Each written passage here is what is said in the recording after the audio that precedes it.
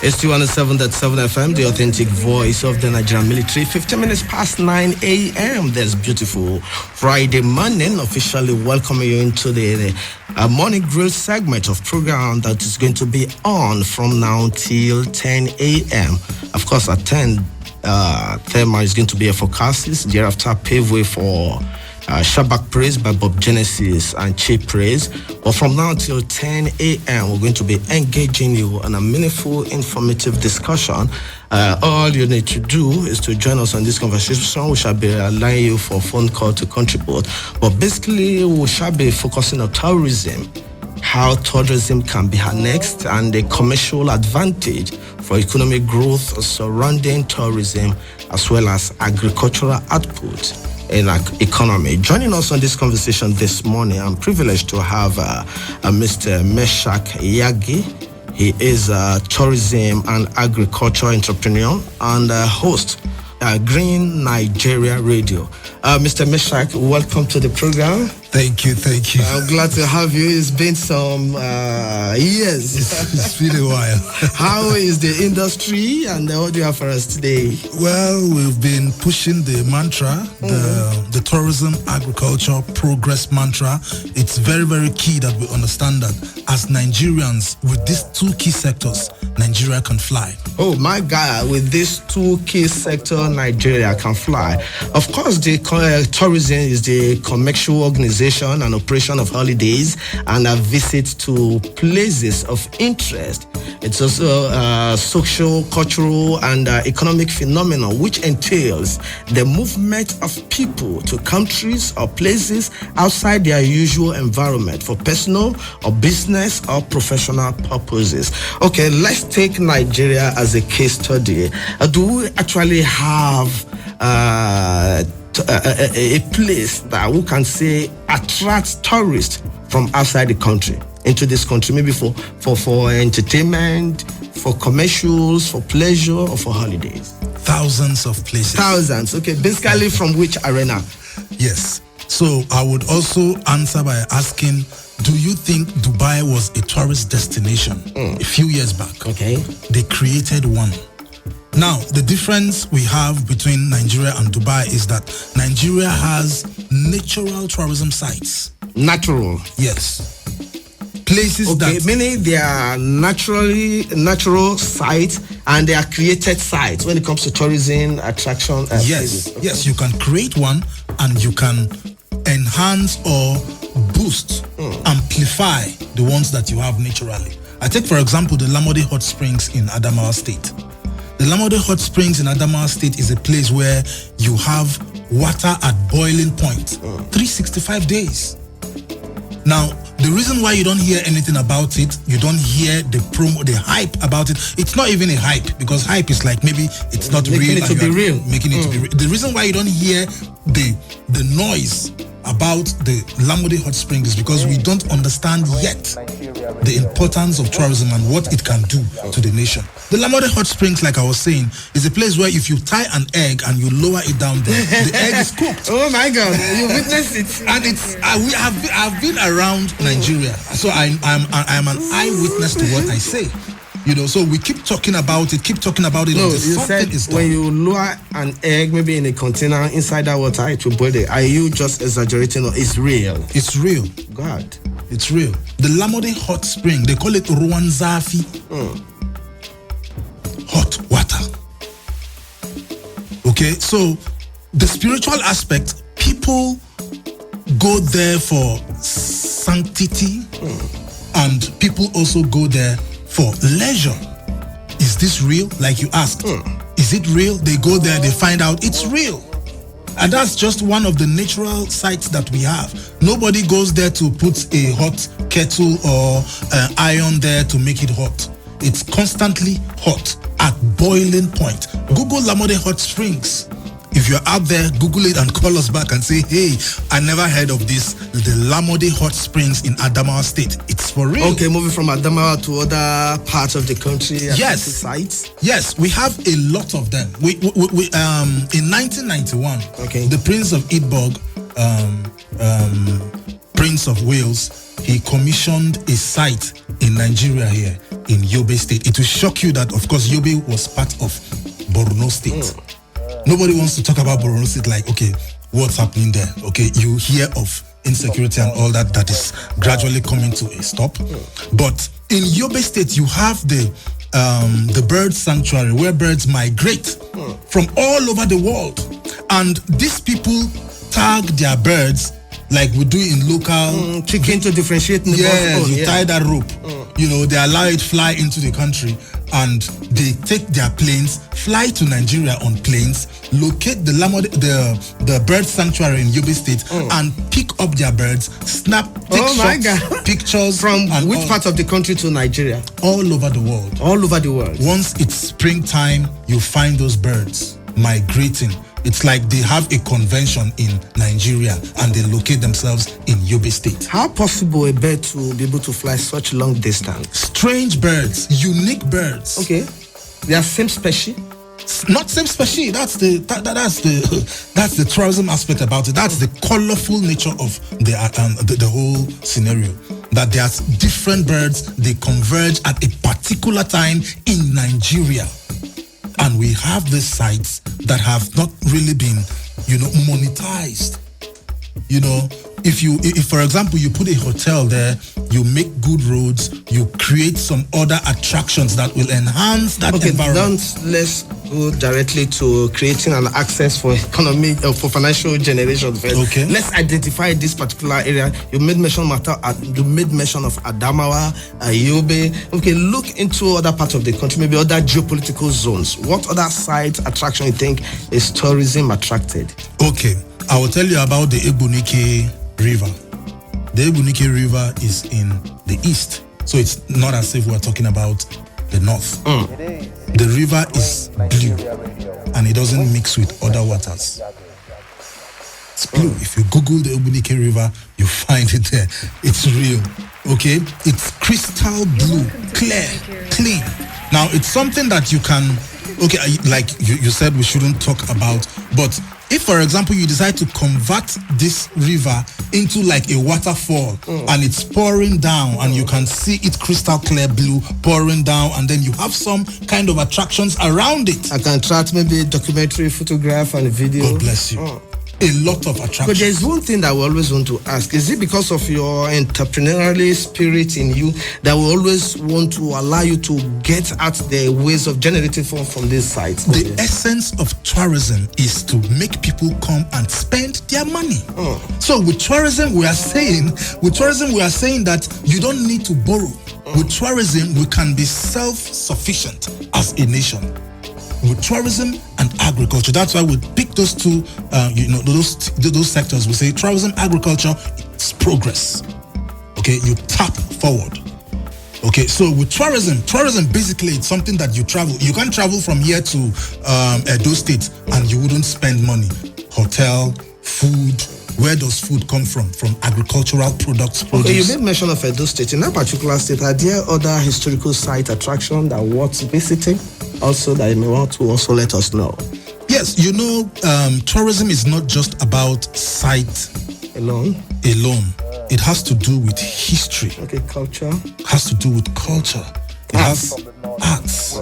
And that's where the issue of arts and culture comes in, where you have all these cultural artifacts that have been stolen from Nigeria, from Benin, the Kingdom of Benin, years back.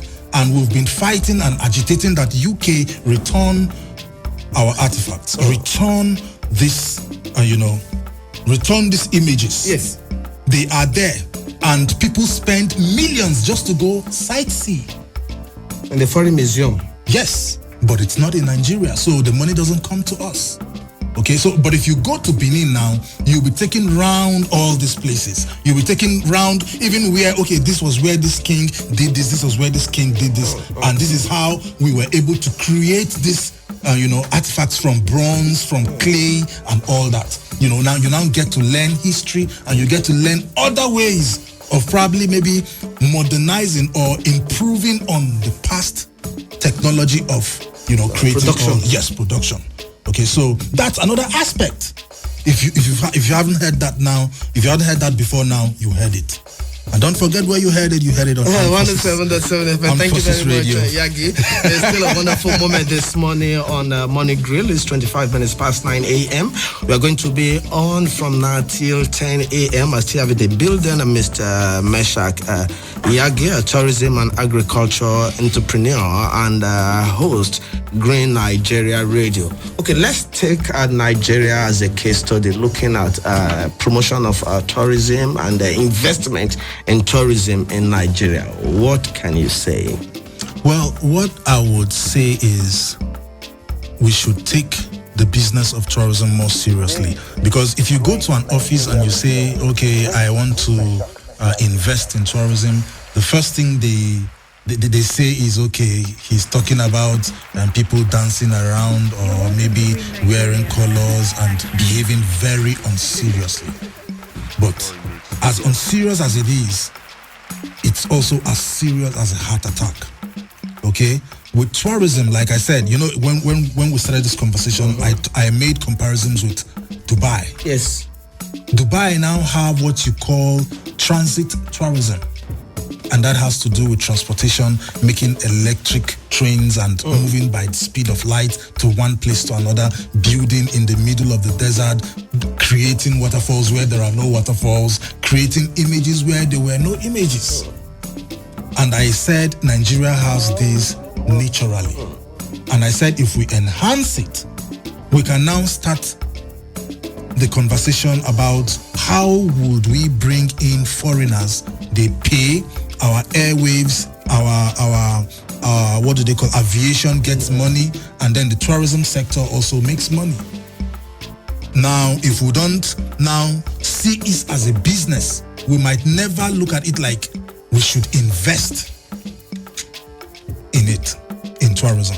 If we don't see it as a business, we might never see it as a serious deal for us to invest in. So basically, I would say the first thing we should do is to see tourism as a business, not as a leisure, not only leisure.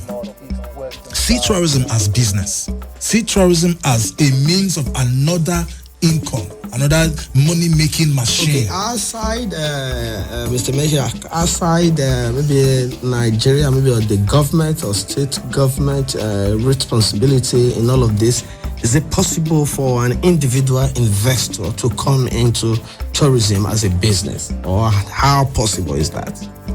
Well, I would say there are already people that are doing tourism on a private level, but it might not get the attention and the fly that it needs because it's an individual and the government is not fully actively involved. But as an individual, you can do it. Of course, what we are doing here now is individual talk on tourism. Yes. So we are all stakeholders, right? Yes. But on a larger scale, I believe that's what you mean. Okay. It's possible to do that, but we don't have it in full force yet. Okay. We're still going to let you know if maybe there's a particular qualification, specialization, or approval. I believe Mr. Meshach is here to give you all the updates. You can reach us on 0909 752 9699. 0909 752 9699 is the number to call right now. You can also send in a text message or call into 0806 396 3643. 0806 396 3643. This is Armed Forces Radio 107.7 FM. You are on to the program Morning Grill. With me in the studio this morning is Mr. Meshach Yagi, as a tourism and agriculture entrepreneur and host Green Nigeria Radio. Let's navigate a little bit into agriculture. We are exposed to different weather conditions in Nigeria and the land texture and products originating from different zones. When it comes to agriculture, for example, how can agricultural investor be able to determine all this before moving into agriculture? Now, that's a very brilliant question, Mr. Elvis. You know, with our age now, with the age we are in now, right now, we have technology. That's why you have genetically modified organisms, the GMOs. They are all technology.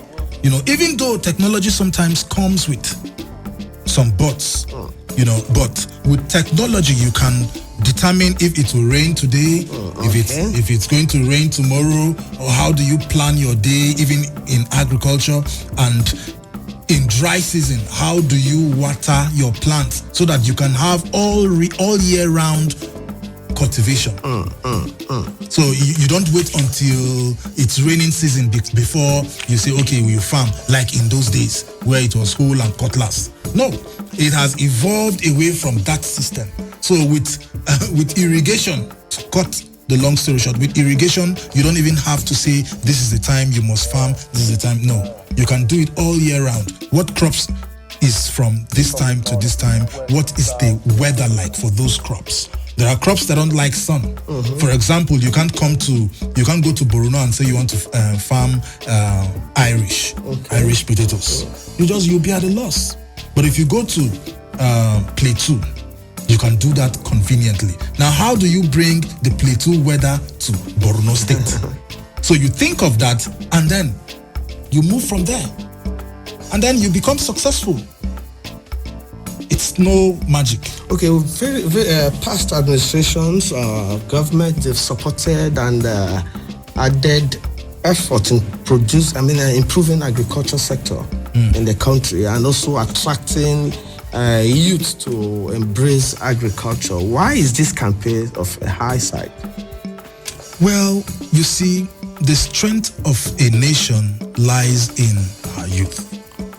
So if the youths get to join or sync in line with the whole mantra, you discover or you see that things work, more smoothly, so to say. Or you discover that, okay, because the youths are now involved, you have more aggressive turnout, input. You have more yields, you have more concentration. The youths have the energy, they have the knowledge, they have the strength and time. But what the old does not have is that energy, the strength and time. But they know what to do, but they don't have that. They don't have the commensurate time and energy to do that. But the youths have it, but they don't want to be involved in it. The reason why, and the reason I think why the youths are always on the front burner about this issue is because of their strength. Their strength, because we are the leaders of tomorrow, but we are now saying we are the leaders of now.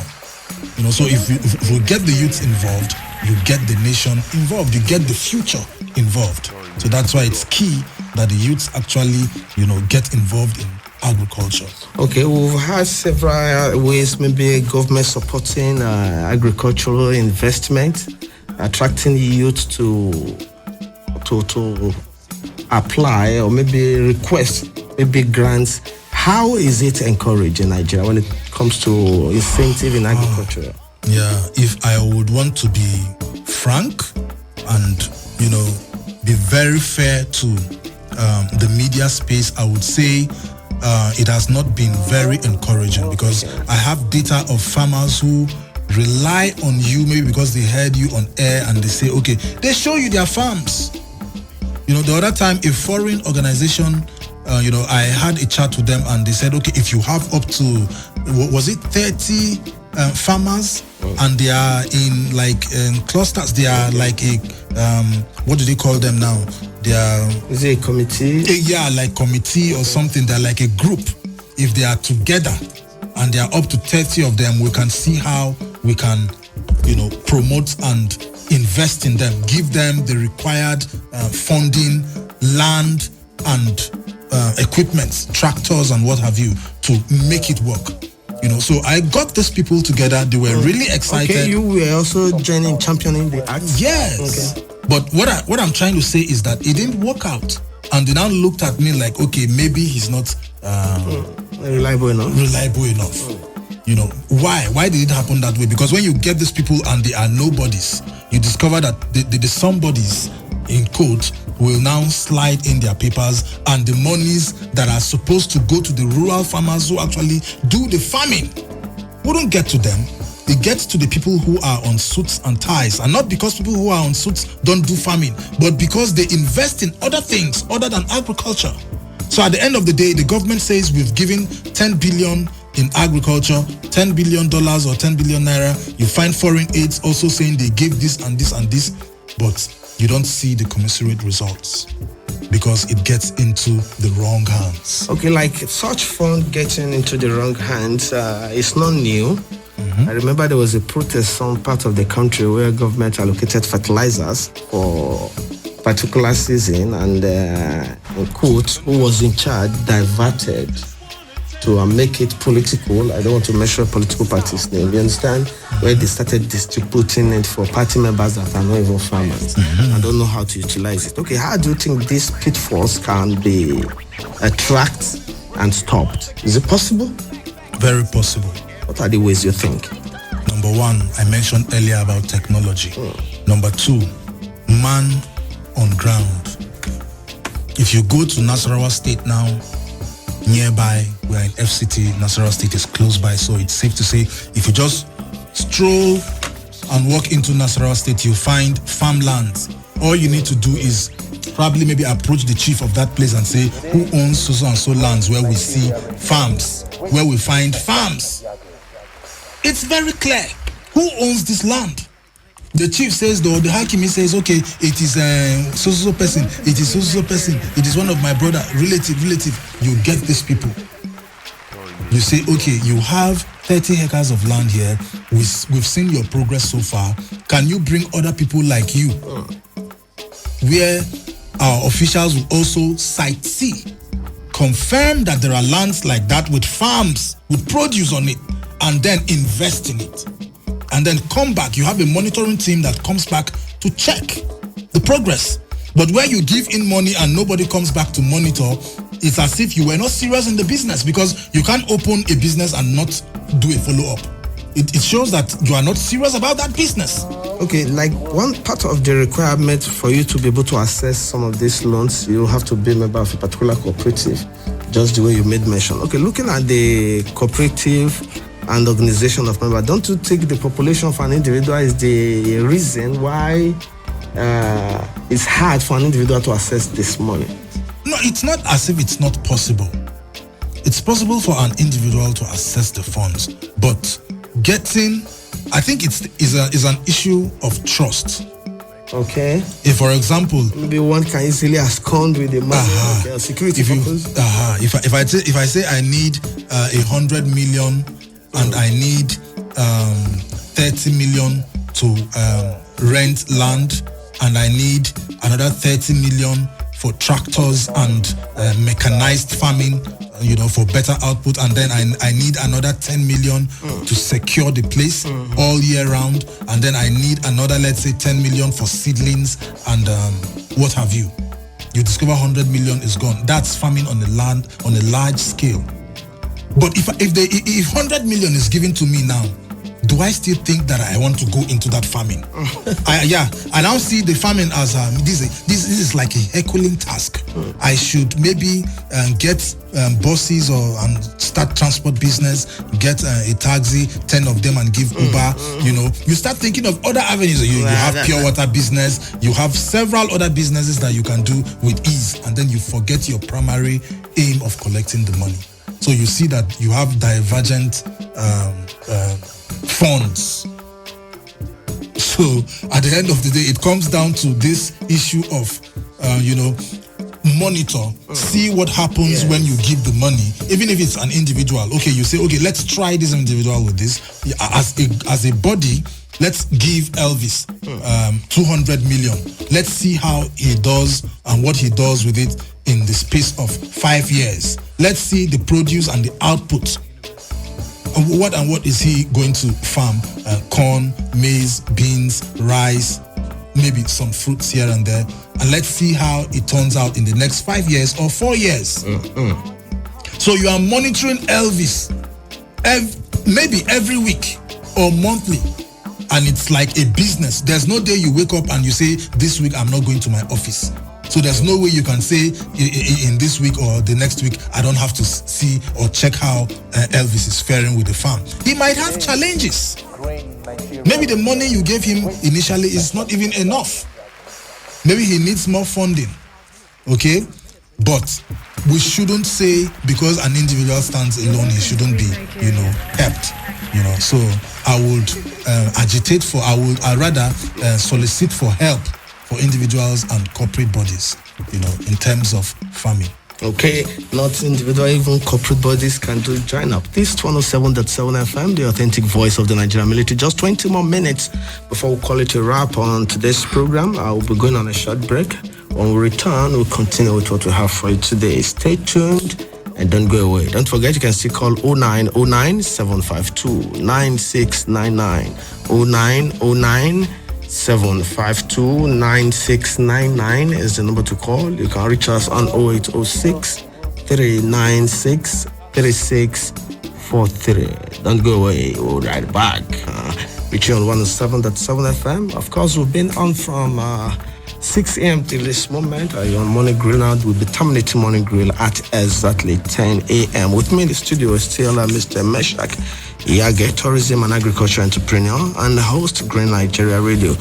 Mr. Yage, moving forward, looking at agriculture and the assurance and the future of the country, what do you have to say?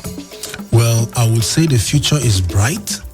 I would say we are doing well. And I would say, in spite of us doing well, we should put in more efforts, especially in the area of funding. The area of funding is very key for the rural farmer. The rural farmer who does not have the means to get his mechanized farming, and he's still using his back to dig into it. It's not going to be easy to pull out 10 bags. So when you talk of funding, you now talk of the issue of transportation, moving it from those rural areas to the city, and then you make food available. Gari, a red Gari now is about 750, 800, depends on where you are buying it. Gari wasn't so. When I was in school, I bought Gari for 50 naira. I bought Gari for 150. And with 300 naira, you have good measures of Gari that you will drink with granite for a very long time. It's not funny. Gari is 700 now. A mudu of rice, 2,000 plus. All this still boil down to the issue of getting this produce from the rural areas to the city, because you have food in the village. Don't deceive yourself. There's enough food in the village. If you go to Benue State here, you will get enough food, but bringing it to Abuja is where your neck will be cut off, because they will charge you double, because they believe you are from the FCT and you've come with a lot of money. Let us also see how we can get it. Take from the money. Yeah, so the issue of funding and getting all these things on ground to help the rural farmer and to transport this produce is key. You look into that, you solve at least 80% of food and agriculture. And then the issue of foreign aid coming into the country. Still on agricultural segment? Yes, still on agriculture. You find a lot of foreign bodies who come into the country and they say they are going to help in this aspect, they are going to do this, they've been doing this. You find 7-point agenda, you find 7 states they are focused on, or 8 states, they tell you they are focused on rice, they are focused on beans, they are focused on this and that, but you never see any meaningful output. Why always like that? Because of the sincerity of purpose. The big, in quote, the big men that they meet when they come in. Talking about the first contact. Yes. They probably have other people that they want, like I mentioned earlier, if they give you 200 million now, will you still say you want to do agric? So that sincerity has to be there, that those people they come in contact with, are they really serious that they are giving these monies to the rural farmers? Like the foreign investors, or maybe the foreign investors, are they always the problem, or the in-house committees or set up now to assist to actualize the mission? Yes, I believe the foreign investors too have a share of the blame. Okay. Because you can't tell me that you give somebody 100 million or 10,000, let's stop the big money. You can't tell me you gave somebody 10,000. You said, please go to so place, get me fresh baked bread, and you have change left. Buy some groceries and come back, and there's change. But you gave that 10,000, you didn't bother to ask, did you buy the bread? Did you buy this? Did you buy that? You just kept quiet, and everything died down for years. And then you come back the following year again, take this 10,000, or maybe inflation has come in, take 20,000, go and get me bread, get some groceries, and then I'll see, come back, let's see how we can bake something. You give that 10,000 or 15,000, you don't get a feedback. You come back the following year again, still on the same program. Is that realistic? No. It's not realistic. If you are spending so much, you should be able to say, wow, after 10 years of our program, how has this nation fared? If you sincerely look at it. And I'm not trying to blame any of them. I'm only trying to say we should check these things and see how we can progress in a positive way. Yes, moving from the agricultural segment, let's finalize from the tourism. Moving forward, in what particular area you think can be improved upon when it comes to tourism in Nigeria? Yes, I would say, like I mentioned when we started, tourism, agriculture, progress. With tourism, I would say we should stop looking at it like just pleasure. We should start looking at tourism as a money-making machine. Money-making machine. I will take you from there. We have a caller. Hello, good morning. Hello, good morning. Your name, where are you calling from? My name is Casey from Jikoyi. Okay, Mr. Casey, how are you doing? How is Jikoyi today? Fine. Okay, you want to ask a question or make a contribution to our discussion this morning? Yeah, your guest is spoken very well. It's a pleasure. Thank you very much. But here we are having a very serious problem of leadership. When we don't have a good leadership, there is nothing that can work.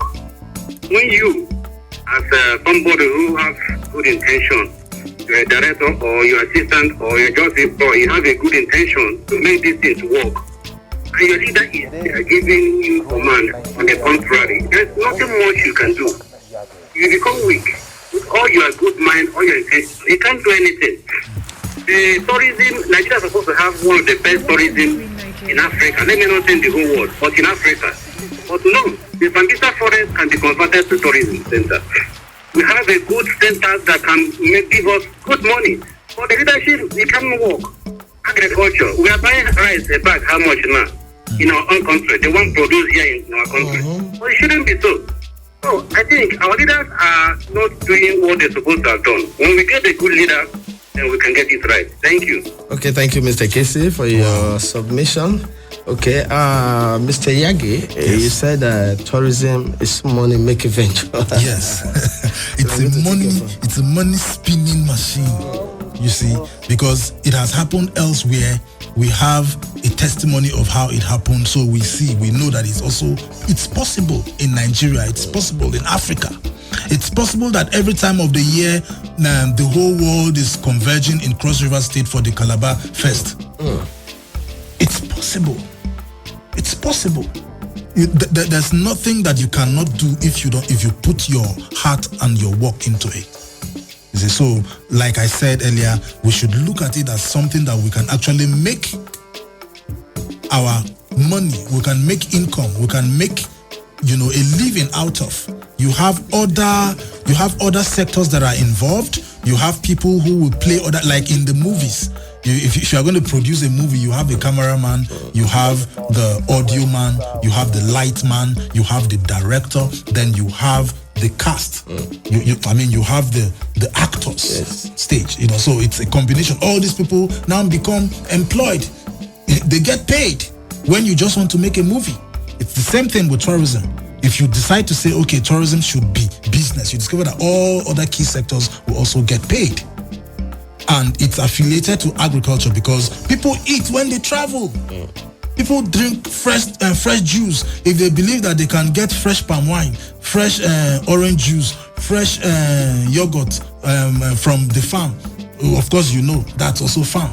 If they believe that they can get everything fresh in Nigeria here, go to Benue State, you find oranges and fruits wasting away because no level of preservatives measures put in place. Okay, so if you discover that if you come to Nigeria here and you get all these things in good, content, why won't you come? Even if there is a crisis, you would say, I want to go. Because you still find people going to populated areas, even in the midst of all manner of things you hear. Okay, I don't want to state the obvious. I'll have a caller. Hello, good morning. Yes, good morning. Your name, where are you calling from? My name is... Your name is what? Hello? Or you can call again 0909-752-9699. We'll have 7 more minutes to go on 107.7 FM. 0909-795-29699 is the number to call. Good morning, your name and where are you calling from? Hello? Yeah, good morning, your name please. Good morning, Joseph Yankee, I'm calling from Kudu. Your name again? Joseph Yankee, I'm calling from Kudu. Okay, go ahead, sir. Hi, I'm happy for this program that they do. Thank you very much. Me. Thank you very much.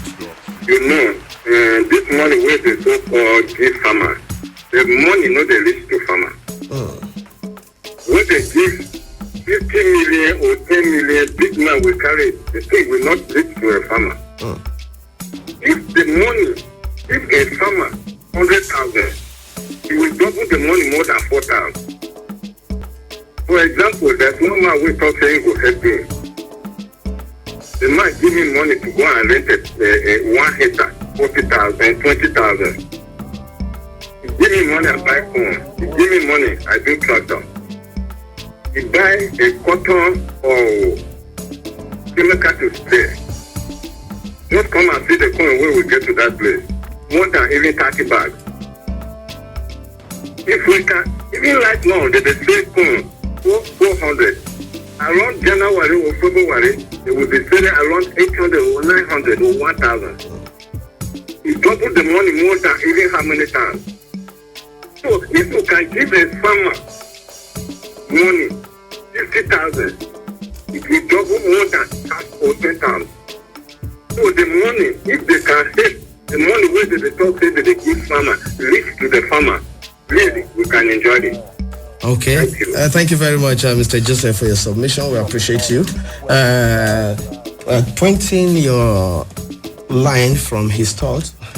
Yes. So synchronizing what you made mention of before. Yes. Okay, now how do you think we can be able to avoid all this? Like, if you notice what he said, the caller from Kurudu, Yes. He said an individual gave him 20,000 to rent acres of land. Yes, I remember I was saying that if they give you 200 million, that's on a large scale. You rent this, you buy this, and all that, you are able to bring out good output.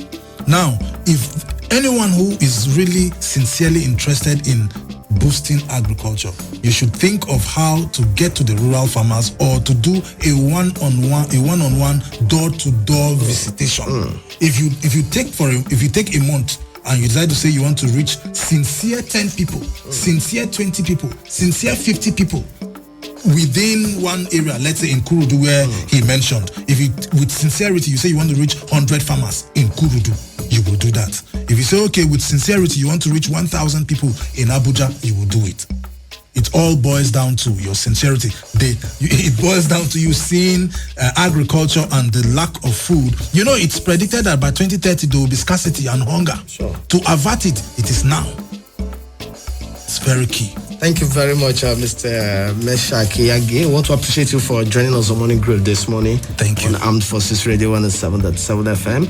Thank you. And Mr. Meshach Iyage is a tourism and agriculture entrepreneur and host Green Nigeria Radio. How is Green Nigeria Radio today? Well, all I can say is that if you're listening to me and you want to get more on Green Nigeria Radio Show, just Green Nigeria Radio Show on YouTube and all our social media handles. We are doing fine. We are still on the mantra of tourism, agriculture, progress, and we believe that with tourism and agriculture, Nigeria can fly. Okay, maybe on a very good day when you come, we're going to focus on radio and agriculture some other time. Okay. Thank you very much.